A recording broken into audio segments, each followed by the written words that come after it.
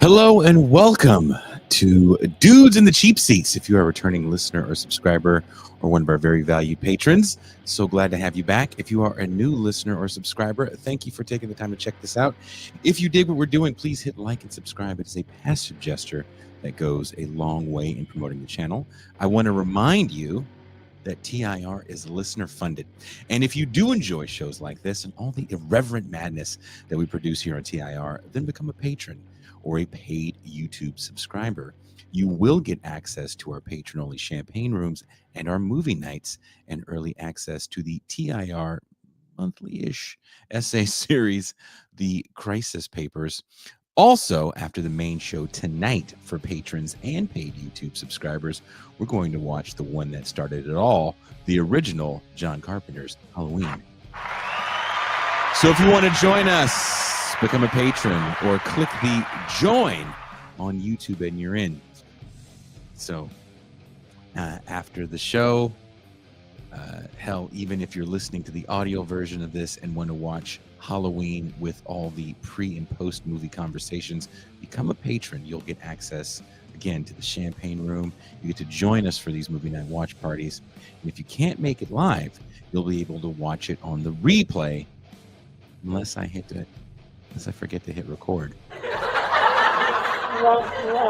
I did last time with Poltergeist. But with that out of the way, let's talk about John Carpenter's Halloween and the birth of the slasher. While people will forever argue about what the first slasher film was, I don't want to wade too deep into that debate. Some point to 1974's Black Christmas as the genre's true beginning, one of the first films to show scenes through the killer's perspective. But Black Christmas was Canadian, and they don't count. Sorry, Cuba. Joking aside, what made Black Christmas stand out was that its protagonists, the sorority sisters, were more than just bodies waiting to be killed. They were developed characters, while the killer himself was more of a plot device than protagonist. It's the early shape of what horror would later call the final girl, much like Fay Wray's terrified heroine in King Kong. Despite being made for just $300,000, Halloween would go on to gross around $70 million globally, an unbelievable return for an independent film. Before that, the horror movies that really captured the mainstream imagination, The Exorcist, Rosemary's Baby, were high-budget, adult-oriented psychological horror. Studios saw strong returns, but not enough to stick with horror as a serious investment. Halloween changed that. John Carpenter's film created the modern template, middle-class comfort, upended by a faceless embodiment of evil. The suburban sanctuary, symbol of post-war stability and whiteness, was no longer safe. Behind the trim hedges, cul-de-sacs, lurked an unknowable threat. And Michael Myers, the shape, was pure, motiveless evil. When Sean Cunningham asked an assistant to watch Halloween to see what all the fuss was about, he quickly realized there was money to be made. If Halloween was taken, he'd call his version Friday the 13th. Instead of suburban safety, Cunningham chose a summer camp, another space where youth are left unsupervised and vulnerable. Friday the 13th was a hit, but it took studios a while to catch on. The early slashers were seen less as cinema and more as exploitation, gore, sex, violence, smut, masquerading as art. The real explosion came with VHS. Cheap horror flicks filled the content void left by the majors and turned tidy profits. But by 1984, the genre was running on fumes, recycling itself through The Prowler, My Bloody Valentine, Hell Night. Then came Silent Night, Deadly Night, and its poster, Santa descending a chimney with an axe. Outraged conservative parents boycotted theaters, and the studio folded. Horror, like heavy metal, was under attack for corrupting youth, and both shared the same aesthetic language of sex, rebellion, and death. But horror doesn't die easily. In 1984, A Nightmare on Elm Street arrived. Freddy Krueger was something new, a talking slasher armed not with one knife, but a handful. His humor and visual flair, coupled with the VHS boom, resurrected the genre and revived its predecessors. By the mid 80s, even Norman Bates was back from the grave with two new Psycho sequels. None of this would have been possible without Carpenter's Halloween. Its score, its framing, its silent precision all turned low budget horror into modern myth. Carpenter tried to move on with Halloween 3, Season of the Witch, which we watched here on TIR, ditching Michael Myers entirely for an original story about mass media and consumer control. Critics panned it, and in hindsight, feels prophetic. The film's focus on masks, TV screens, and corporate horror prefigures the genre's next evolution. Still, the slasher refused to die. Freddy, Jason, Michael, Leatherface, they became pop icons, marketed to the same suburban teens that teens their films once terrorized. They got toys, 1-800 hotlines, and even children's Halloween costumes. Yes, they sold Freddy Krueger costumes for kids. A child murdering, pedophilic dream demon. You can't make this shit up. Oh, the 80s. The slasher genre has always mirrored its times. Fears of declining middle class security, of women asserting autonomy, of rebellion with conformity. These movies reflect and profit from those anxieties. Half a century later, the monsters remain the same, even if their masks change. Sadly, my normal co host, JG Michael, won't be able to join me for this show, but my neighbor and horror fan is here. Please welcome Ben Burgess.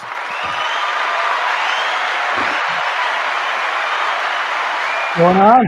How are you? I am all right. Just got back from picking up some pizza to reheat later, as God intended, as you watch Halloween. And whatever, writing a Jacobin article like always. But yeah, the Freddy Krueger thing is pretty funny. I remember like 10 years ago, there was a thing because Toys R Us was selling Breaking Bad toys, and they were like selling them in the adult section, right? But it was Weird still controversial because it's like meth dealers, right? Yeah. So, but I remember thinking at the time, it's like, okay, yeah, I mean, I see the point about this, but man, I don't know. They always have Freddy Krueger, stuff, and it's like I'm having a hard time imagining, parents explaining to a child what that costume was a costume of. Well, that's what's funny because if you remember, Freddy Krueger becomes merchandisable pretty right away. It wasn't like it happened in the 2000s or even the late 90s. This is in the 80s when there's lunchboxes and Halloween costumes. Generally, after the success of the third was just kind of this over the top success where I'm trying to write a larger explanation of the introduction, but 1987 is kind of an interesting year for horror, and Freddy probably hits his stride in that third movie where there's just enough literal fear. There's great development of the characters in that movie where you actually care about them. The main heroine from the original movie is back, Nancy. And Freddy gives you just enough one-liner and just enough terror for him to be truly frightening, but also a little fun. Maybe 4 doubles down on the fun a bit much. I mean, pretty continuously. Like for the most part, I mean, in number one, Freddy. I mean, that's where Freddy is the closest to being like the Shape, right? Yeah. In Halloween, which we're going to talk about, or like Jason Voorhees, right? That in one he mostly doesn't talk much, right? That there's like mostly he's just skulking around, looking creepy. His claws are grating against the furnace, all that stuff. Although there are definitely a few lines that foreshadow what the character is going to become. I mean, most egregiously, "I'm your boyfriend now, Nancy." Yeah. But then 2 is just a different thing, right? But then I think starting in 3, they like really, really roll with that, and throughout that, and not counting the awful 2010 remake, or New Nightmare, which I love, but it's a very different kind of movie, right? But like not counting those 2, all of the other remaining ones, like Freddy, like barely shuts up, right? Throughout all those movies, and that's also why. I mean, if you watch, like, okay, I know, I think you and I have both seen a million YouTube videos about the Halloween franchise, right? Yeah. And then in 1986, producer Mustafa Akkad, was looked at blah blah blah for like a new for a new angle on the franchise, right? The Thornfield. And Yeah. whenever in those videos, when they're talking about it, they're always like, "Oh yeah, Michael Myers was played by, I don't know, this random stuntman in this movie, and that one in that movie," because it sort of doesn't matter. And I'm not shitting on Halloween here. I love the Halloween movies, but like but I mean the sort of more classic slashers, of which, as you said in your intro, there are all these predecessors, of course. I'm Mhm. sure you've also seen a million of those videos where people are like going through Mhm. all of the movies with kind of a claim to being the first slasher or whatever, right? But like, the first really big slasher is the one we're gonna be talking about and watching. And then, as you said, Friday the 13th, is essentially a pretty straightforward adaptation, or Oh tweak on yeah. the same concept, right? Oh yeah. And so that sort of classic slasher villain, Michael, Jason, like, it's part of what's scary about them, is that there's so little there, right? I mean, that it's just this sort of like scary blank space that's Yeah. just going to relentlessly try to kill you, right? I mean, it's like, that's why I like The Shape. I mean, that's kind of the most perfect like distillation of that, right? And and I mean, in some ways, with like even in like the 90s with Scream, it's obviously it's doing something else, and it's sort of like combining it with a whodunit, and it's all Mhm. kind of a riff or semi satire or whatever. But like, the fact that like Ghostface Mhm. is sort of treated as being a franchise killer, even though it's explicitly this rotating cast of people, behind the Which mask. which feels like a play, right? It feels like a play on the realities of these horror movies, like outside of Freddy Krueger, and why we'll get into why he's so different, because there's one Yeah, meaning that plays him for the duration of the character. yeah. I mean, Freddy Krueger is Robert Englund. Like Yeah. that's one of the biggest reasons there hasn't been one of those movies in such a long time. But before Freddy, a big point of these movie roles is you can put anybody in the costume, it doesn't matter, as long as they're tall enough. And it's John Carpenter's buddy, who's also a director himself, that was like, "Hey, heard you're filming a movie down the street." And he's like, "Hey, why don't you play the Shape?" He's like, "Okay." I find that kind of funny Yeah, because, like you said, it is a lot of nameless stuntmen who play these roles. Later, there's going to be so much horror lore and fandom that people will find yeah, out, and they'll kind sure. of look at these people like Gunnar Hansen, like, "You're the greatest horror guy ever because you played Leatherface and blah blah blah." But what makes Halloween interesting to me, as good as Jamie Lee Curtis's portrayal of Carrie Strode is, which is really Hmm. good, right? She sets the tone for what we're later going to call the Scream Queen. Um, Laura Strode, right? is it Laurie Strode? That's a Carrie Strode. Yeah. I'm getting her confused with Carrie Strug. Yeah. Oops. All these white women turn into one white woman. Carrie Kerrigan. Um, Ugh. the Laurie Strode character. Um, she does a great job of that portrayal, Mhm.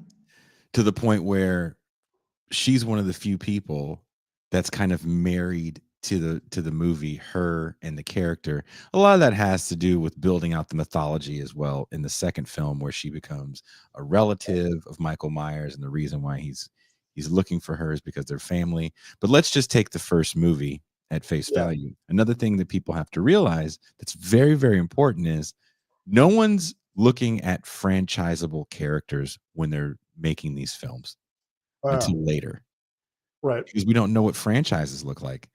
We don't have a sequel to Star Wars yet in 1978. It's As a matter true. of fact, people are still going to the theater to see Star Wars in 1978. There is no aliens in 1978 when this movie is made. So if you think about sequels in horror, Dracula is a whole bunch of different people. There's Yeah, right. Because they're 30s just Dracula, different. right? There's Hammer They're just different Dracula. movies. Yeah, and Yeah. Dracula does different stuff. Frankenstein hangs out with a mummy.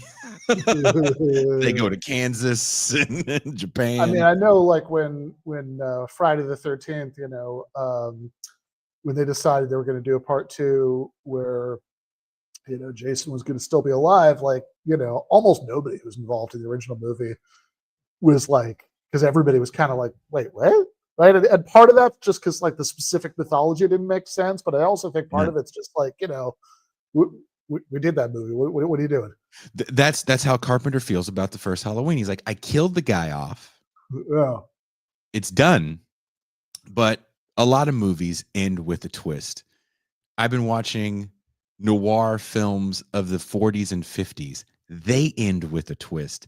A twist is what keeps you coming back to the theater, maybe not necessarily for that particular character. So no one knows about how big these characters are going to be, to the point that even though Halloween makes all this money, and then Cunningham comes on and makes Friday the 13th, which also becomes a massive success, the studios still aren't lined up to make these horror movies. I believe I checked this.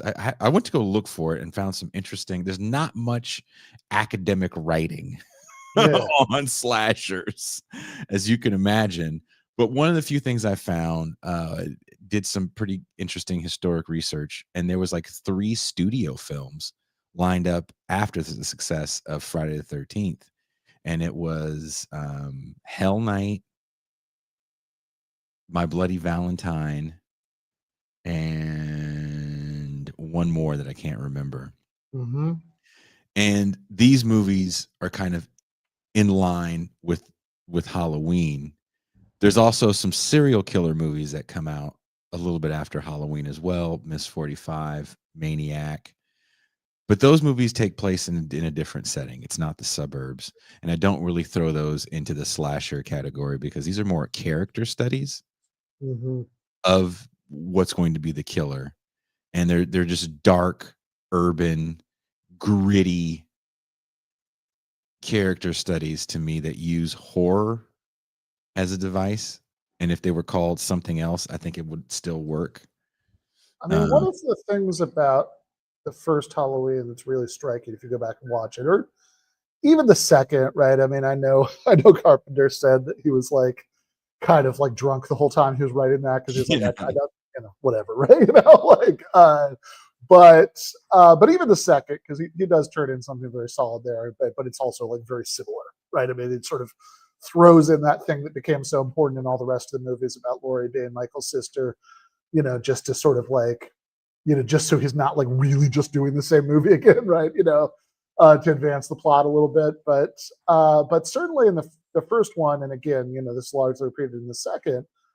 I mean, one of the things that's really striking about it, because I mean, I just watched it. We're gonna watch it tonight after, with patrons. But I mean, like I don't know. I watched Halloween not that long ago. I think, I think I watched it like in the theater in LA like last October maybe. Anyway, they have one of the things that's really striking about it is how pure it is.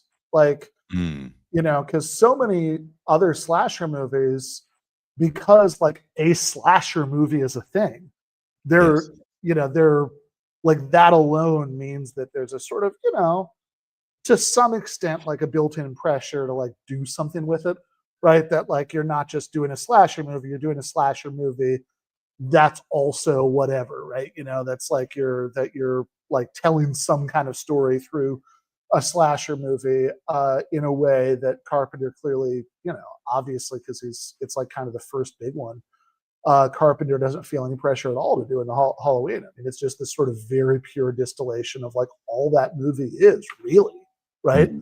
Is just a bunch of creepy atmosphere with, Michael like standing around behind the clothesline or whatever, and like and they have Carpenter's wonderful score, and like it's just sort of building tension, until he starts killing people, right? So it's like I feel like that's almost the sort of like chemically pure form of what a slasher is, even when you watch it again now. That's an interesting point. One of the things I haven't watched it. I want to say Mm. you and I watched it once here a few years ago. Mm. If we didn't watch it, we watched something along those lines. I swear you and I watched it a few years ago here, and I haven't seen it since then. And if you are watching, we will be watching Halloween after the end of this show. So all the things we're talking about, we can see in real time when we watch it. But there's these great shots. And one of the things that I really dig about this movie is the fact that it's so scary because these people are just so unaware that anything could be looking for them, right? The furthest thing from their mind is like a madman hiding in the shadows because they live in this kind of perfect, manicured, secured paradise. And that's where most of these 80s slashers are going to go outside of the Jason movies, which do it in a summer camp. But That's summer same idea. camp is also pretty safe. Mm-hmm. That's why that's supposed to be a scary setting because you don't go to summer camp and think someone's hiding in the woods. Maybe now you do. Well, you do because Friday the 13th, right? I mean, there's the Yeah, it's the same way that if you think about sharks when you go to the beach, it's because of Jaws. exactly. Even when you go to the beach, you dun, dun, dun, right? Yeah, totally. If you're in a pool, you go dun, dun, dun, dun, right? You're Yeah, who floating doesn't around. do that? Like that was to me that's the success of these films. And when people want to get into the debate about, well, what about this movie or that movie, it's like, Sure.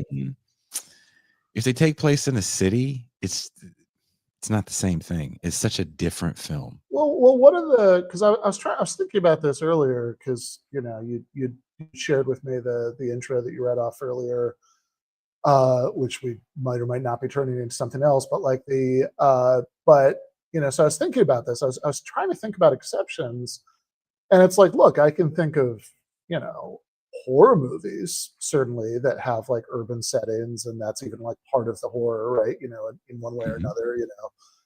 Barbarian is an obvious recent example from a few years ago.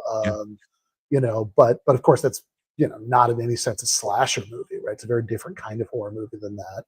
And when it comes to classic slashers, I mean, the funniest example I was thinking about was Jason Takes Manhattan, because it's like, Yes.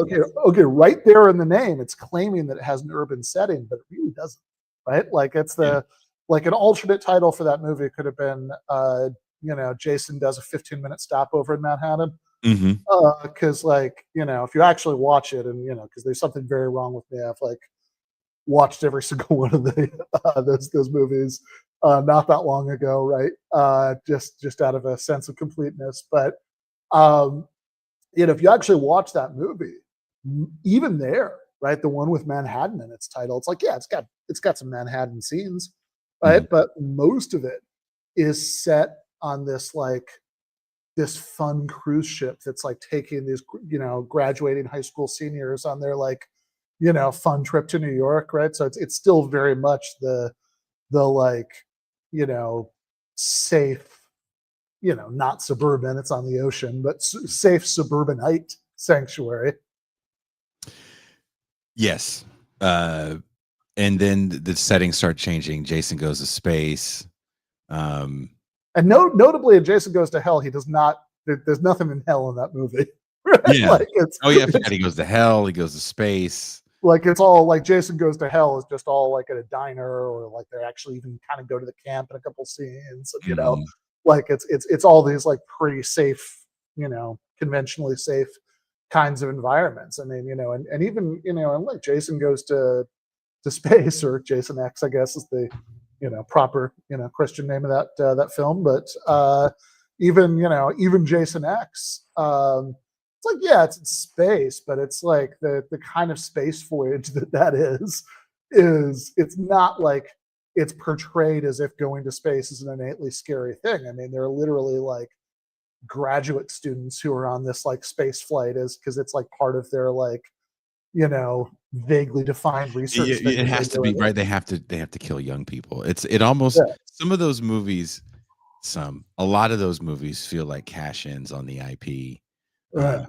Because we got this IP, we got to do something with it. What are we going to do with them? Let's put them in space. Killing people in the forest isn't working like it used to. Let's change up Jason, make him a different person. Is he a zombie? What is he? Jason again kind of starts from it's his mom as the killer in the first one, and he's supposed to be dead. That's literally why she's killing everyone, because he died. Yeah. Then in the end, for no good reason, studio's like, no, we need something that's really going to get him. And you get the little boy jumping out of the water who's supposed to be Jason. And then the second one, he's a fully formed adult mountain man. And there's no explanation of why his mom was so pissed off in the first place. Yeah, no, not. I mean, yeah, that plot transition is so nonsensical. Like the sort of cover for it is like the campfire story where they're speculating about like these kids who have literally no way of knowing are like speculating, and I guess apparently we're supposed to think they just got it right coincidentally. Yeah. That Jason somehow saw his mom die, but if he saw his mom die, then why was she killing all those people? Because that couldn't have been to avenge him because he was still alive, and was he in the water? What would it? No fucking idea, right? Doesn't make any sense, like at all, right? But and also you'll notice in that second one, the Friday the 13th Part 2, it's Jason seems very not supernatural in that, right? Like he's just this, he's kind of this like creepy mountain man, but like he seems thoroughly human, right? And he's kind of got a bag over his head or whatever, but like he seems like thoroughly human. He's not even that physically strong. Like you hit him and he like right, goes back like that. And kind of over the course of Friday, 3 and 4, right? I mean that little trilogy, he becomes a little stronger. Like you do start to almost wonder if there's something supernatural going on there, because there are times it seems like he maybe should have died, not unlike Michael Myers, right? Although less dramatically than Michael Myers, because Michael it's like no, he definitely should be dead right now. Oh, the first movie when he falls, you're like, okay, it's over. Yeah, exactly, right? I mean, that's part of what makes it so scary. And especially at the time when you hadn't seen that a million times before. But yeah, whatever, it holds up. And then Friday 5, he is they make the fascinating decision to do that without Jason. And then in 6, which is by far my favorite, I mean that's the beginning of zombie Jason. That's just like like that's just sort of explicitly supernatural. And that was, which was like a lot of fun. But then like, yeah, you could feel like you were saying about like switching up the settings, like they didn't really quite know where to go with that. Like that they were just like, what can we do here? We could have him fight with Carrie. Are you gonna have a headless mom? Yeah. Are you gonna have a headless mom? Right? Yeah. Is it gonna be a headless mom chasing people, or are we gonna just revive the son character, who we've mentioned a million times in the movie and who had this weird cameo at the end that could be a dream sequence? It doesn't really matter because people came to see the kills. And I think that's what Friday the 13th does that Halloween necessarily doesn't. Where Halloween to me was this movie from Jump. Originally it was going to be called like the Babysitter Murders. There was a real plan behind it to play on this fear of suburban insecurity, because to me there's nothing scarier than that time and being alone in a place where kind of no one can hear you scream because you have so much space between Well, you and your neighbors. and totally, yeah. And yeah, it was. By the way, that was one of the really fun things. I remember one of my like early trips to LA after my brother had moved there. Like, God, I mean, like something like 12 years ago. The was going to was going to like check out and take pictures of the houses where Halloween was set. But Oh, okay. That's in Pasadena, right? yeah, so yeah, but like you'll notice like one really interesting difference between Halloween and Jason, and a really counterintuitive difference because Halloween came first and Jason's the knockoff, Mm-hmm. is that like we just kind of went through in that whole digression right about the Jason movies, it took them a bunch of movies to kind of settle on like what the sort of iconic version of Jason would be as a character. And then when they did, you could really feel and be like, okay, fuck, now what? Right? Like it's like that's why you sort of got this like weird series of he could fight with Carrie, he could he could go to Manhattan, he could go to space. I don't know. Well, Right? they had to get rid of the mask. Like people forget, Jason wears a burlap sack with like one eye cut out in the second movie, Yeah, it is. and the third, I believe, or the third is where he gets the mask at some point. Yes, I the think third is that's where he like, gets the mask. yeah, yeah. And it is this to me. It's I was gonna say the sack that really makes it for me. I didn't say that because that would have been something you guys teased me about. But Jason in the burlap sack is more frightening, in my opinion, Totally. because you can see the human eye. The human crazy eye. Yeah, But it feels more like something you could actually imagine encountering in real life, but it whereas begets all the burlap sack killers.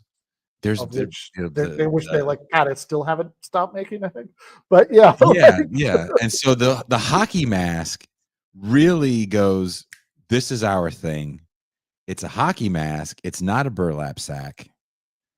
It's not a trench coat, or it's not a Which mining outfit. I believe, if I recall correctly, in Jason X, which I don't think was a very good movie, but they did have a couple of good lines, and one of them was they first find the frozen body of Jason, and so what's that in his face? It's like, oh, it's a mask from hockey, and I believe they say that that was a sport that was, because of its brutality, it was banned in 2025. But, I'm cautiously optimistic that that's not going to happen. But yeah, like, whereas with Halloween, Michael Myers is Michael Myers Yes. from the first movie, right? Yes. I mean that the character is already fully formed. He's already fully developed. Like that is, and they keep, I mean, maybe they've finally stopped, although it's only been a few years since the most recent Halloween film. But I mean, those were, the new trilogy ended up getting so bad that maybe they're just not going to do anymore. But although I don't know, if I were a betting man, I would say that sooner or later, right? Somebody's like, let's reboot this again. How do you But dust off this corpse and say this is going to be a better version, or you redo it, or I have a reimagining? We'll make him a girl, and yeah, whatever, right? whatever you want to do. I don't. It's like you shake your head at a certain point. And you go, if it's something that's been proven as a success, Hollywood will try to find a way to redo it. But I kind of want to stay Totally right. But I just wanted to say though, right, that like, as many Halloween movies as they've made, right? I know we're here to talk about the first one, but I mean, like but I mean, if you really like sit down to figure it out, it's like not just like the sort of sheer number, but like, there are not even counting Halloween 3, which I know we're both fans of, but I kind of love Season of the Witch, but like whatever, it's not a Michael Myers movie. Like even just sticking to the Michael Myers movies, right? That they you have you have three you know, 3, right? They you know, fully no, 4, right? You know, fully, you know, like separate, you know, separate timelines of, you know, of Michael Myers, right? You know, there's the, The you know, Thorn trilogy, Halloween. Yeah. What exactly. would you say? Yeah. Yeah. Yeah, so I was say, like, even excluding Halloween 3 because Michael Myers isn't in it, and also there is a scene that establishes that the first Halloween movie exists within the Halloween 3 universe because he's at the bar and like they see the preview for it. Mhm. Uh, so so even excluding that, right? You have okay, so you have the Thorn trilogy where Halloween 2 happened. You have H2O, which is a movie I love. It's, you know, I mean, it definitely like taps some of that nostalgia spot from like Scream, and you know, Mhm. you know, I Know What You Did Last Summer, Urban Legend, that whole sort of era of horror movies, which I have a huge soft spot for. So, you know, H2O, which is great, and Halloween Resurrection, which is, you know, an abomination. They had like that, those movies. In those movies, Halloween 2 happened, but the Thorn trilogy didn't happen. Mhm. Since you know Laurie is It's Michael's no sister. longer canon. Yeah. Exactly, but they just, you know, ditch all of the plot developments from 3, 4, or no, sorry, not 3, 4, 5, 4, and 5, and 6, right? 6. Yeah. And then there's the Rob Zombie version, and then there's the 2018 trilogy. So it's like, you know, it's like you were like remake, you know, like, you know, kept going back to this well and making different Halloween movies and different kinds of Halloween movies, but pretty much all these movies, Mhm. Michael Myers is Michael Myers is Michael Myers. I mean, like, he's really not that different. No, the only thing I think that really changes is as the movies progress, they tried to deepen the lore of why. And I think that's the sin of having to make so many of these Mhm. movies is that you need a why. With Jason, there's just a simple why, right? He vengeance for drowning. That's all it is. And Well, and to take it back to our official subject, I mean, like, in some ways, to me, like, and maybe even going back to your sort of big theme about the, you know, violated suburban safety, mhm. like, the scariest thing about the first Halloween is that they're so explicit about the fact that there is no lie, right? That there's Yeah. this like perfectly nice suburban kid who, for no reason whatsoever, snapped one day and killed his sister. And you know, Dr. Loomis, you know, spent however many years he said he spent, you know, Mhm. like trying to cure him, and you know, looking into his eyes, and nothing was looking back. Right? It's like that's fucking scary. That like it's Mhm. just inexplicable. There's like nothing you could have done to like see this coming and stop it. Right? Like it's just this, you know, it's just this eruption of evil from nowhere. And that works in a way that I think the rest of the movies try to work from this era, and there's a reason why this era has to end because there's only so many different ways you're gonna kill somebody. And what I find Mhm. fascinating about this era when it comes to its end, I'll use finger quotations, "end," it is Nightmare on Elm Street that resurrects it in such a different way because Freddy is such a different character. Yes, it takes place in the suburbs. Yes, we're talking about the declining value, the declining middle class safety that you have in these suburbs because Nancy is a young woman with an alcoholic mother, a kind of father that can't figure anything out, and she has to solve these problems on her own, and they're problems that her parents caused, right? The boomer generation, if everybody else think so generationally, the boomer generation caused the problems that will befall the children, right? The sins of the father definitely will come home uh, Yeah, to I suppose. roost on the What generation are you if you're a teenager in the 80s? I think you're young Gen Xers or old Gen Xers, I mean. I guess, yeah. Uh, yeah. Is No, Johnny Depp is he that's really 60 true now? though. Yeah, What's I that? guess he is 60 now. Johnny Depp is 60 now, right? Oh yeah. Wow. I don't think any of them were actually teenagers in the movie, but we can look Sure. that up to see how old you were supposed to be because when is Yeah. Generation X supposed to start? Yeah. The man. Guess when you turn 60, you might have to start dating 26-year-olds. But Gross. uh, Yuck, yuck, yuck. anyway, yeah, like no, but it is true, right? I mean, like that, and that is a big difference between the three franchises because in like Friday the 13th, um, well, in both of them in different ways, but Friday the 13th in a more extreme way. But in both Friday the 13th and Halloween, the parents are just out of the picture, right? That I mean, as you said, right, the original title for Halloween was going to be the babysitter murders, right? So it's like, Babysitter murders. Yeah. these are murders happening when the parents are away, right? Get the babysitter there, and so the parents are just a non-factor one way or the other.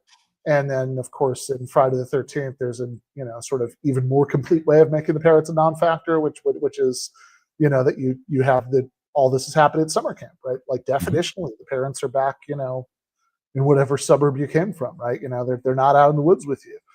Uh, Whereas, I mean, one of the unique things about Nightmare, I think this is what you're talking about, that makes it, I think that makes it frightening in its own, special way, right? Is that the Nightmare on Elm Street movies, even though number three, which a lot of people think is the best, whatever, is like also mostly removes the parents from the picture, right? Because Mhm. that's at the facility. Yep. So parents are by and large only there in like flashbacks or brief scenes or whatever. Mhm. But other than that, right? I mean, Nightmare on Elm Street, it's like the parents very much are in the picture, and like but like a very consistent thread running through the Nightmare movies is the parents suck and they're not going to help. The parents got you into this. Mm-hmm. Well, I mean, that changes by the second one because everybody's moving into the neighborhood. But even the second, oh yeah, no, that's true. Yeah, the parents didn't get them into They anything, didn't get right? the memo, but I guess by the fourth, Although even in two, they kind of do the poltergeist thing, right? You knew this was on a new burial ground, right? Like that. This is like in the second, Mhm. there is the scene where the our final boy, I believe, if I'm remembering correctly, confronts his dad, and his dad like did know there were murders here, but he didn't care. It was a good Because deal. it was a good deal in the house. Yeah. Yeah, and I mean, as I mean, we've argued about this before because you like number two way more than I do, right? But like what Mhm. you've, you know, but the scene that you point to, and I think you have a point about it, right? As like, okay, this is like the sort of most like, viscerally frightening thing in that movie is when that kid is yelling for his dad, right? That like, and so again, like even there, the parents didn't get you into it to the same degree as in the first movie, but the failure of the parents to protect you is still like, I mean, like there's basically no Nightmare movie where that doesn't That's, crop up in one way or another. but it also feels like in the early stages of this genre, and in the thing I write, I actually kind of compare it to music of the time as well because it's all fits into a cultural critique, I think. Uh, But those movies were trying to be frightening. After Freddy, though, and when there's a resurrection yeah. of old IPs, which is another thing that I think is really important about this era of movies, because for me, the show is not just about Halloween; it's about how Halloween ushers in this genre of films. This genre of films kind of gets played out by 83, 84 to the point where the creator of Halloween goes, all right, we've done this enough. Let's do something different with the name of this movie, and suffers for that, right? Halloween 3, a movie that people have gone back and enjoyed. We watched Halloween 3 on this channel. If you're a patron, you can watch the rewatch of Halloween 3. But Freddy comes, resurrects this slasher genre in a way where it's like camp is more important than fear because these Mm-hmm. kids ain't coming in to see fear. Just like these kids ain't going to the concert to worship the devil, Right. but they definitely want to see Blackie Lawless bite raw meat, shoot a rocket out of his crotch, and throw all this bloody, gross stuff into the crowd because we're here for the spectacle of gore. It's I just mean, fun. I remember going to see the Blacks. I mean, obviously this is like a different thing than the original stuff you're talking about. But I remember going to see Black Sabbath the reunion tour with Ozzy in 2013, right? And they, and one of the things that I found like kind of striking about it is that like they did the thing a lot of concerts do, right, where they've got the like screen by the stage with like different images and stuff, and some of the images were these like old images of you know like Christian protesters, in the like button down shirts and ties and all that with the like from the 70s with like signs they're like Black Sabbath exalt Satan, because it's like at that point this sort of like schlock of that like is like the nostalgia schlock is like part of the fun. Yes. And there's we watched Decline of a Western Civilization, the Metal Years 2, where they show the demetalling, right? The iconography of the early days of what we're later going to call glam metal. There's nothing real glamorous about it. It is filled with horror-filled images because everybody is kind of pulling from the same well, because these are the things that are supposed to be shocking at the time, which is satanic imagery, right? In getting ready to write this other piece that I'm working on, I watched all these Motley Crue interviews, like an insane amount of Motley Crue interviews, but I wanted to watch them before the band blew up. So I'm watching them and listening to, there's a lot of radio stuff they did too, from like 81 to about 84. And listening to them try to justify the pentagram on the Shout at the Devil record is hilarious, because it's just for shock value. That's it. And whenever they're confronted with it, they go, "Hey man, it's not shout with the devil, shout at the devil. We're not Satanists, brother. Shout at the devil. The devil could be anything. It could be your boss, brother." And you watch this and you kind of crack the fuck up, because it's like, you put a pentagram on this because this is the most shocking thing that your brains could think of in 1983 that was going to piss people off. And now you're sore because you piss people off, right? Like that's it's like the same thing, as like when like a certain kind of leftist loves sort of the edgiest slogan they can think of, and then they're like, when you're like, well, that doesn't make sense because what about blah blah blah, right? Then like suddenly they don't actually mean it, right? It's like, well, no, we're not saying that. Right? We're not saying kill no, we're not gonna kill it. I don't even know how to fight. Never been punched in the face, so it's just something to say because it makes you sound mean.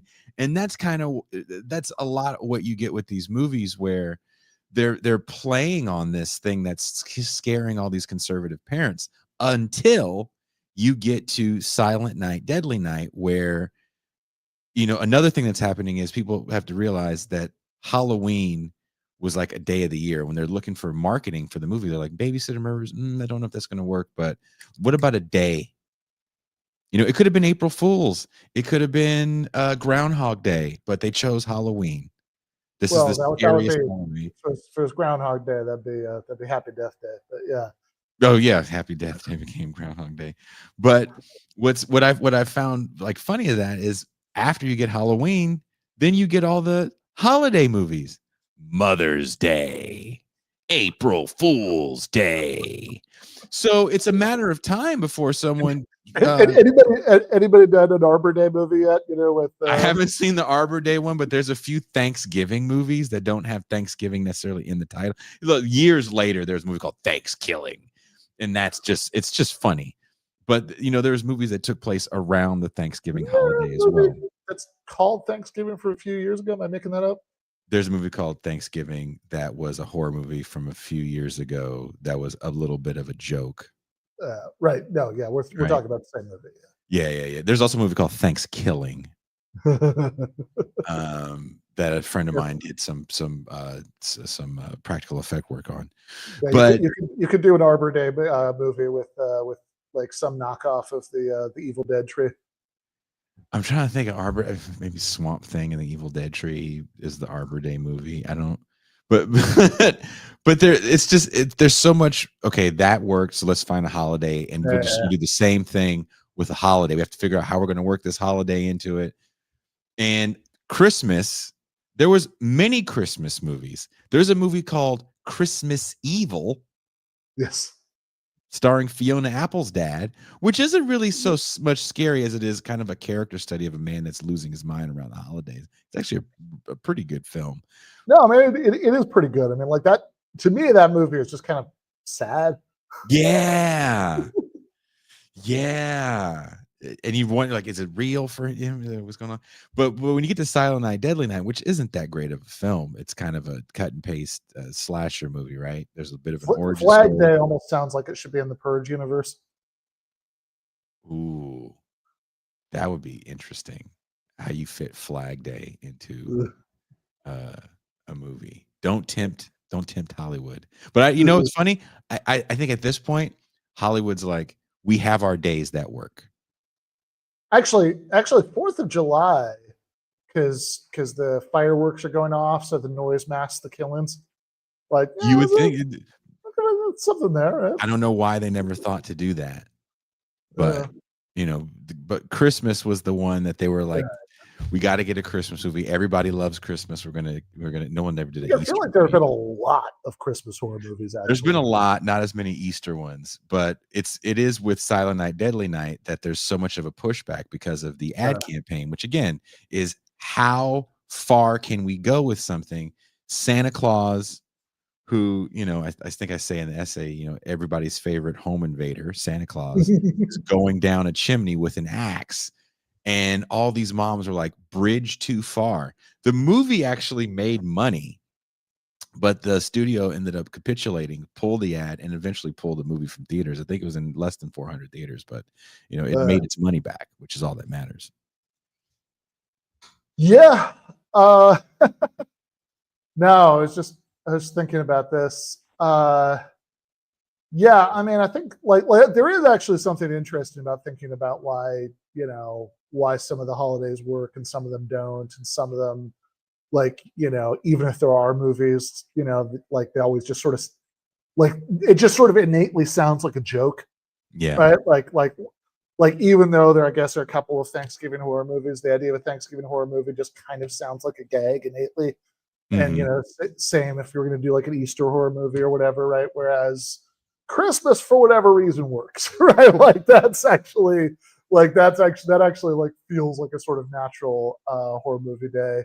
And of course, I mean, you know, Halloween. I mean, this is like this I feel like goes full circle to the fact that it's the first, you know, significant slasher movie, because it's like, yeah, I mean, it's like, you know, I don't know. I mean, I'm in a way, I don't know if this metaphor quite works, but it's like I was thinking about I have a 2-year-old nephew, and we were having this, you know, I was telling you about this the other day, right? I mean, I just saw this kid for the first time in like, I don't know, a couple months or something. I don't remember exactly. And I was thinking, it's like, man, this is so fun because like now that he can talk so much more, it's like it's just a fun thing to be around a 2-year-old because like everything in the world is new to him, right? Like there's nothing that he's used to.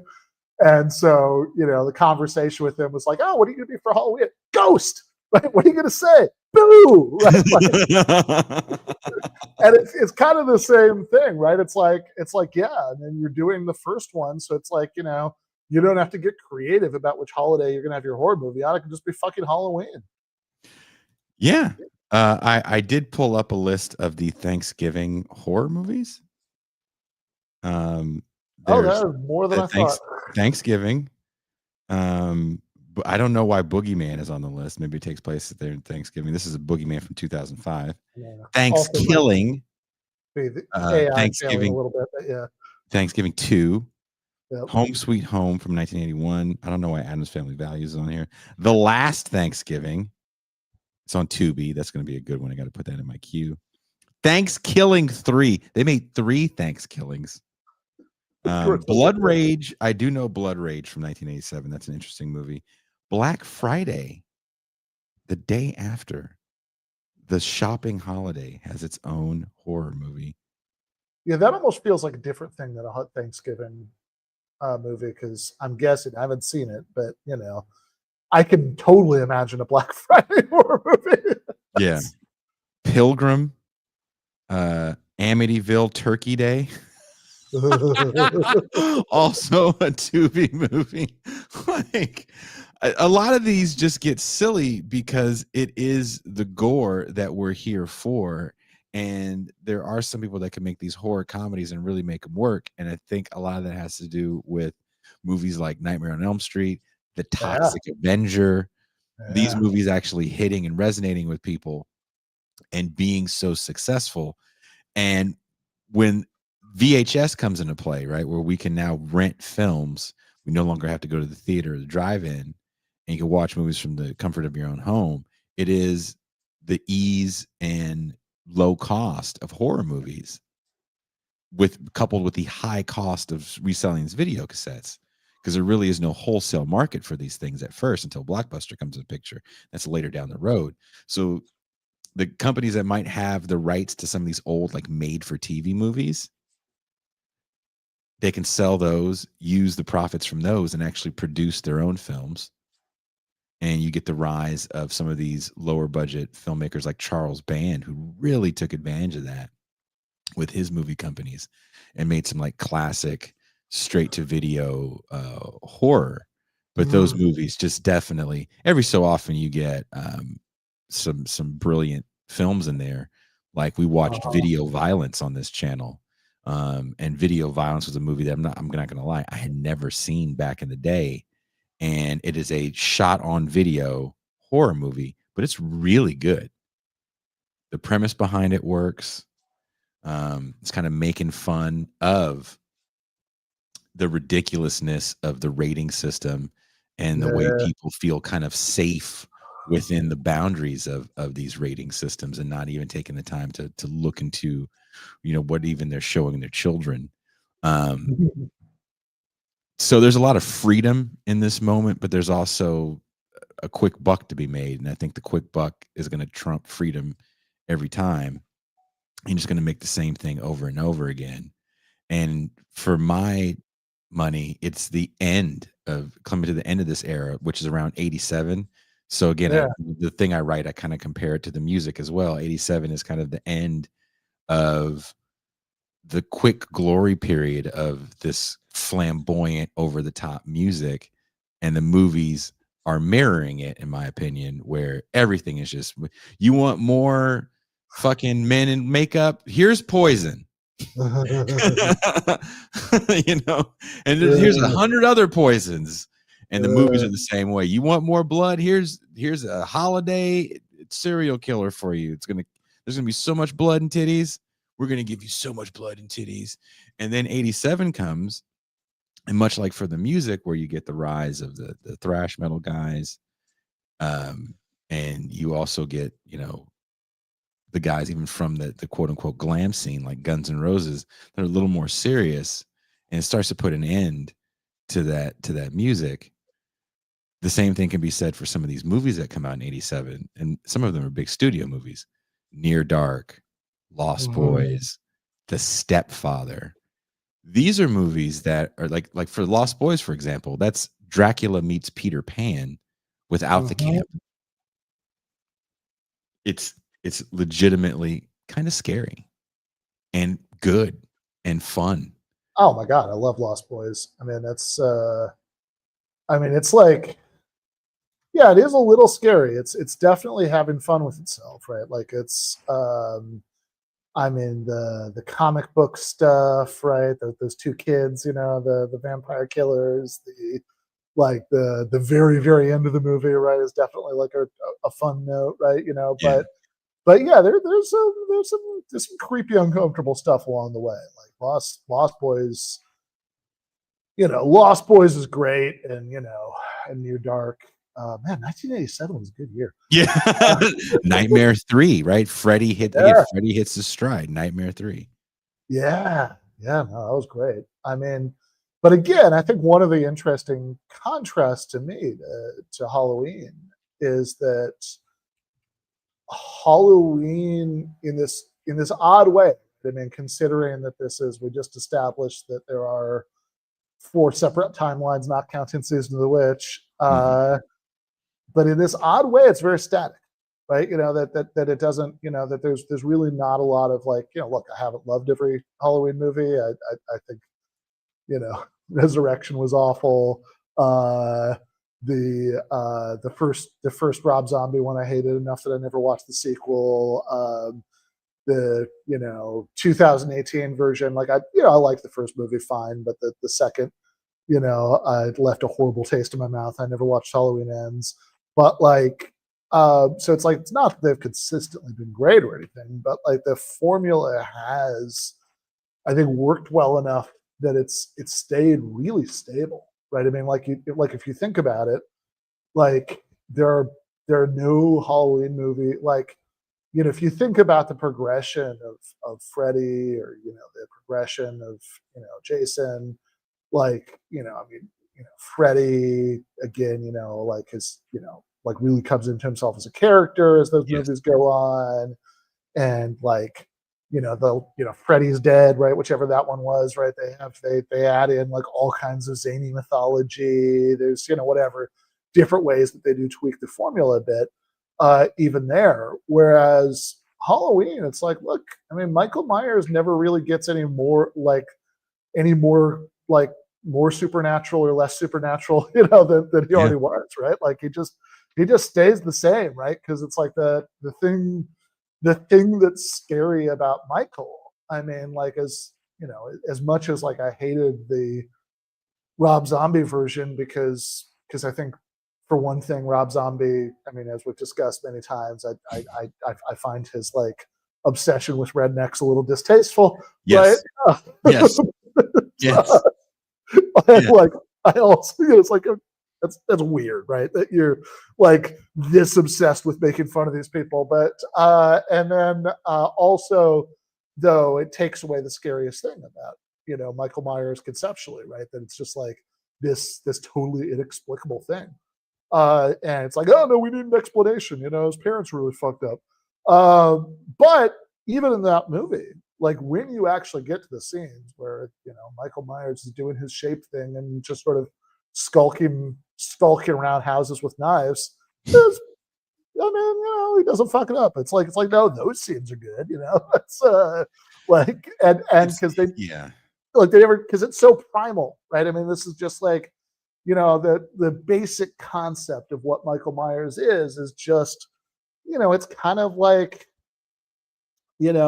like just sort of, hey, you're standing there and everything's cool, and then you think that you see a dude out of the corner of your eye and it freaks you out, right? I mean, that's the basic concept, I think, behind what Michael Myers is, right? He's just this like literally the shape, right? I mean, this Mhm. sort of indistinct creepy person who's going to come and kill you with a knife. And you also get like same like everything is new thing, like you get the anybody who's ever seen Cabin in the Woods, right? They do the whole thing in there about the Harbinger, right? That Loomis is like a very pure version of Harbinger. Mhm. Like, because it's just, yeah, we're just doing the thing. We're not trying to do anything else with it. But like, I still think the first one kind of does it perfectly. Yeah, and if looking at some of these movies from 1987, I can honestly say I've seen a lot of them. Maybe a few too many on this list of movies. And there is a mix of straight to video and stuff that had theater releases, stuff that was made by the studio. Hellraiser comes out in 87. Predator, which I would say is a horror movie. I know people action horror, whatever you want to call it. Sure. Yeah. In the vein of like Terminator, the original Terminator for me. Yeah, totally. Well, I mean, even more so, right? I mean, because it's like I think that Terminator has these things that if you kind of take a step back and think about it, are very like slashery about Mhm. about it, right? That there's like the one guy who's kind of stalking his victims one by one, all this stuff, right? But like you kind of have to step back and think about it. I mean, seeing Terminator as a horror movie, or certainly as a slasher, like you almost, I mean, to me it almost feels like the Duck Rabbit, right? That like that like you have to like sort of do that perspective adjustment to see it that way. Whereas, Predator on its face, not all it is, but I mean, it's like, look, I mean, yeah, I mean, on its face, that's a, yeah, it's a horror movie and an action movie. It's a combination, whatever. But it's like the horror movie aspect is just right there, right? That Mhm. it's like the same way as like Alien or whatever, right? First Alien, right? That there's this creepy thing out of the night that's picking people off one by one, and it's a monster. It's like that feels like a horror movie on its face. Street Trash comes out in '87. One of the greatest movies of all time. I don't care what people say. Hello, Mary Lou, Prom Night 2, another movie we've watched and talked about here on this channel. I think it was the first movie we talked about on Dudes in the Cheap Seats. Video Dead, which is an interesting film that maybe JJ and I will cover and watch. House 2, which is an unhinged film that makes no sense. So many crazy things come out in '87. Maybe one day we should do a show about Yeah. horror movies in 1987. But as we come to an end, because we have to watch a movie, is Halloween the first slasher? Does it set the tone for what will be the slasher genre for you, Ben Burgess? Yeah. That was easy. You were going to go, well, there's Psycho, and I don't No, know, maybe Black it's not like Christmas. no, nope. I mean, look, I mean, Psycho is a predecessor for sure, right? It's like you can see what would become slasher movies in Psycho, right? But it's the I don't know what to tell you. John the Baptist isn't Jesus. It's like Damn, that's it's damn. not That's a good it's a line. it's a predecessor. It's not the thing Yeah, itself, right? And it then isn't. yeah, Black Christmas or whatever. There's what's the movie? It's like a British movie with the camera or whatever. It's like it's like look, I know there are like a bunch of others, but it's like so if we're sort of trying to track down what counts as the first according to Hoyle, slasher movie, then I don't know. Maybe that's a much more complicated discussion, and it's probably a little bit like it's like there's gonna be a gray area, right, where you're like Mhm. not quite sure where like this is sort of like become slasher movies yet, as opposed to something earlier. And it's probably going to be like, okay, where exactly do we pinpoint the first one is like probably going to be a bit unclear, but that wasn't the question, right? The question wasn't like what was the first official slasher movie. The question was, does it set the tone for slasher movies? And that's Yes. just yeah, it does. That's that was the point of this whole thing. I think this movie sets the tone, much like I think Blizzard of Oz sets the tone for what people will later call hair metal. Um, Halloween, the Mhm. original, sets the tone for what we're going to refer to as the slasher. And I think what you end up getting through the years is just different iterations of the same thing, even with the Scream movies, because then you have this kind of reimagining of the first movie, but with a wink and a nod con all the time. Yeah. Right, because I Know What You Did Last Summer is something similar to that, the weird who done it with teens, and we're going to change out unknowns for knowns to the point where there is no face of the killer. Like the killer is no longer important in the '90s Mhm. and 2000s. The star's face is going to be more important than the killer, but the template is there, and the template is set with Halloween 1 for me. Absolutely. And I do not think Last House on the Left is a slasher. It is I was an just I was going to comment on that comment, but then I was like, you know what? I don't want to get off track here. We're wrapping up. The No, Last House on the Left is not a slasher. It's a horror movie. It's a very good horror. But it's a very different kind of horror movie than a slasher. it's there's these revenge movies that come out in the late '60s, early '70s that are these weird commentaries on the Women's Equal Rights Amendment and the pushback that they got. And that's what you get from that era, from I Spit on Your Grave, Last House on the Left, Mother's Day. There's a Yeah, lot more that I don't, they're pretty dark. yeah, they're very dark, but I mean, to me, that's like saying that like Texas, like I don't know, it's like is Texas Chainsaw Massacre, The original? No. yeah, so that's not a slasher movie, right? I mean, it's like No, it's no. got it's got it's like, to me, calling Last House on the Left a slasher is like calling the original Texas Chainsaw a slasher. I mean, yeah, the second one actually did. There are certain ways in which it was more slashery, but at least the opening parts of the movie before they ran out of money or whatever happened there. Yeah. But they did it, but like no, this is just like there's no like there's no mystery about the killer. They're not like you know sort of tracking people down to kill them one at a time. Where like you're not doing any of the slasher beats, right? Like that's a I mean, I suppose in the most literal sense, people are being killed with knives, right? But I mean, like that's so they're being slashed, right? But like that's not what we mean. No, and they're invading on those people's property. Yeah, exactly. It's just the movie is different all around. You can say it's a commentary about the working class losing footing Yeah, amidst globalization. That is probably something, if Toby Hooper was alive, he'd be like, yeah, yeah. And I used a horror setting, but as far as it being a slasher that's going to be copied and repeated, no, yeah, they've copied and repeated that movie a million times. But sure, as yeah. far as that being something that you can just put on anything else, no. Yeah, again, it's just not that kind of thing, right? I mean, a slasher to me is you have either sort of a lone, mysterious human killer, or a monster, or some combination of the two, right? But like, or somewhere something in between the two, like Michael Myers, right? He's like mostly just does human stuff, but then you shoot him and he gets back up again.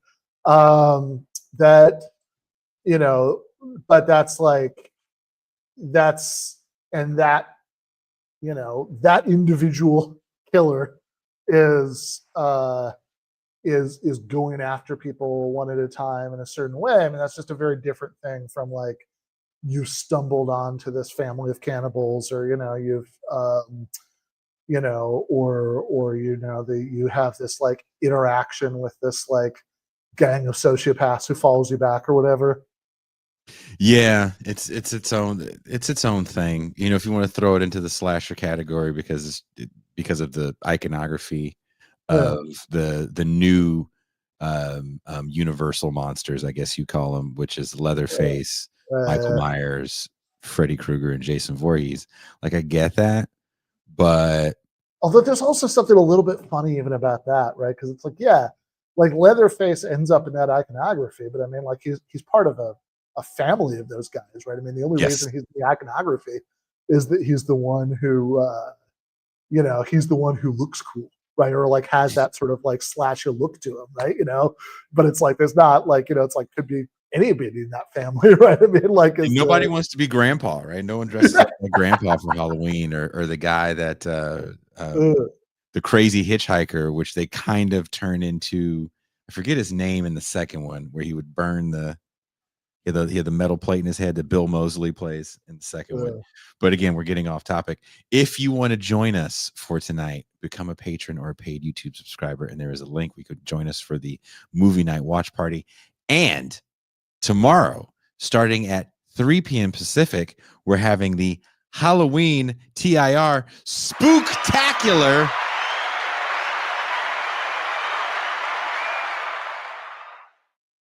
Spookabration, whatever you want to call it. It's going down. We are going to be, I don't have the list of movies, but we're going to watch a series of films. I know I'm kicking it off with the 2009 Trick or Treat. We watched the oh yeah, 1986 Trick or Treat with Skippy Handelman and a great soundtrack by Fastway. But this is the anthology series Trick or Treat, or anthology movie. They didn't think they made a sequel from 2009, which is a perfect one. Then we watched The Omen, Videodrome, and The Thing. So I think that's it. There you go. And The Thing. Solid, spooktacular, spookabration. It's going down tomorrow. If you want to join, patreon.com/bitterlakepresents, wherever you are watching or later listening to this. There's links in the description to join the fun. And again, if you miss out, doesn't matter. It's all recorded. You can watch the replay with all of the in-movie banter. And on that note, you ready to go, Ben? Oh, before we go, there's a question in the chat about what time I'm starting. For Friday? Yeah. 3 p.m. Pacific time, 5 p.m. Central, 6 p.m. Eastern. All right. And then Halloween is going to start in just a minute. Yes, it is. And we are out.